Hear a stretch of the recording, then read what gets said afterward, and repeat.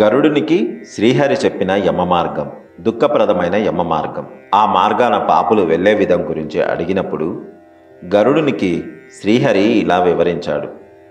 నా భక్తుడవైన నిన్ను కూడా యమ మార్గ వివరణ వణికిస్తుంది. అది బహుదుర్గమము. చెట్ల నీడ కూడా ఉండదు.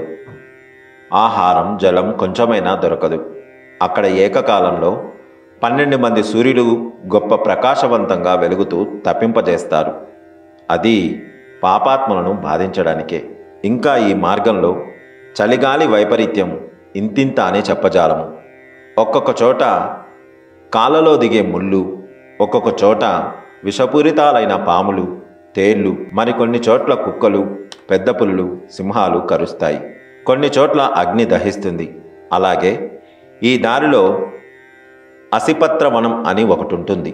దీని పొడవు 2000 యోజనాలు. మహాఘోరమైనది. గ్రద్దలు, కాకులు, గుడ్లగూబలు, తేనెటీగలు, దోమలు ఈ అసిపత్రవనంలో భీకరంగా సంచరిస్తుంటాయి.